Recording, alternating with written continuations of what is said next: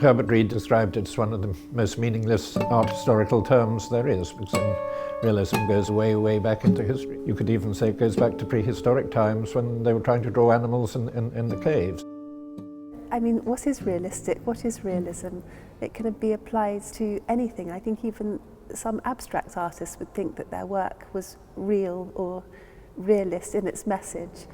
Realism or realist painting has a very different connotation between the two world wars. It wasn't a movement per se, but critics were using the term under many different forms as they tried to categorize the various styles that artists were working in. It was a way of trying to be modern without being abstract.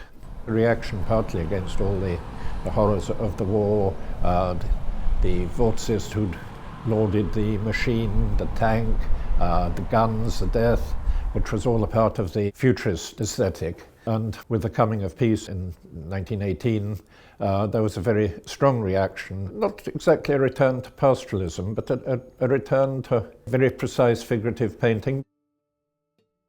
Well, we're standing in St Stephen's Hall in the Palace of Westminster, and this is probably the most important mural commission that emerged from the 1920s and 30s. The idea was that it was supposed to portray Rome School classicism, so realistic painting that you could literally run past and you'd be able to read the story easily. It's very clearly designed and was very admired for its design. But one critic suggested that the figures looked like Slade School students dressed up for the Chelsea Arts Club ball. The trouble is, however hard artists try to recreate historical scenes, they were so often criticised for being costume dramas. And in some ways, the muted response to this whole scheme saw the demise of this kind of realist genre. The next important mural scheme was for the Bank of England, and that showed modern-day bank workers and officials rather than the history of the Bank of England. They're looking at modern-day life, most of them. Well, if you think of, the great seaside posters of the period, there's a sort of immediacy about them, a simplification. If you actually have to stop and read it, it's lost its impact. The impact is something that is so spontaneous. And of course, the 20s was the great moment of the advertising of London Underground, Shell, and so there's certainly an interaction both ways, from painting to the postcard and poster back to painting. The increasing access to leisure activities and holidays provided a boon for figure painters. There's many paintings of sunbathers, sportswomen and sportsmen, because this was a period where there was very much this return to nature and seeing the countryside as a place for leisure. They very much painted idyllic scenes of pre-industrial England, putting to one side factories or industrialisation. But also a lot of these artists were focusing on gardens and allotments as a sort of secure green space, counteract to the horrors that they'd witnessed during the First World War. Mackintosh Patrick didn't sit in front of a landscape and paint it. He drew a lot, and he painted a lot in the studio, and he rearranged the landscape. He was actually creating something more real than the actual outside world. I always remember his son, my old colleague Andrew Patrick, talking about a painting that some American had bought, and he remembered he'd been born in Scotland and he knew precisely the location of it. This fellow said it was very interesting, because in fact the farm was in one place, the landscape was somewhere else. There were some trees in it that I'd actually drawn in North Africa, and yet it was so true to this man that he felt he knew that landscape, and it was where he'd been born and brought up.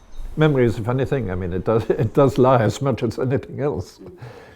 The photograph was the perfect vehicle for representing the world as we see it, but they wanted to give meaning to their pictures. One of the critics of the period, called Frank Rutter, called it the chocolate box complex. He regretted the fact that there were no more pretty women that lined the walls of the Royal Academy, because artists were so preoccupied with design, and really the emphasis was on the character, the meaning, the thoughts of the sitter, rather than producing these very elaborate, exotic portraits that were associated with Edwardian and Victorian painters. This is the other portrait by Frampton that we have here at the Guild. The sitter here is Sir Edwin Lutyens, the great architect. You've got this beautifully sharpened pencil here, a bit of the architectural drawing that he's working on, the burnt matches. But if you look at the way it's painted, I mean, the very crisp precision of his jacket, of his waistcoat, it looks very, very naturalistic, and yet nobody looks precisely like that. I mean, you never see somebody looking as clean, as pure, as immaculate, and that is what the whole of this realism is about. Their art school training, where they were told to actually represent what was in front of them, definitely had an influence on the way that they were painting in a realist style. Whether they called themselves realists, I'm not sure.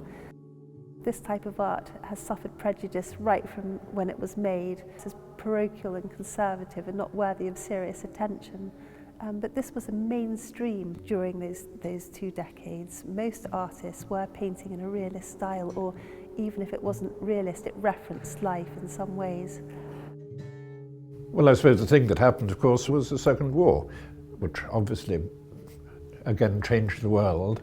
And shortly after, the realist painters were suddenly part of a world that was gone. People didn't want to have anything to do with it. It was connected with their parents' generation, or the generation that had brought the world into the sorry state it was in at that stage. And I'm afraid the baby got thrown out with the bathwater at that point.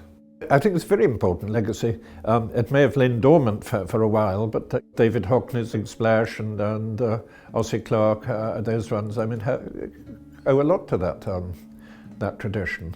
A lot of the pop artists of that generation were actually very aware of the earlier paintings from the 1930s. There was really a lot of very exciting work.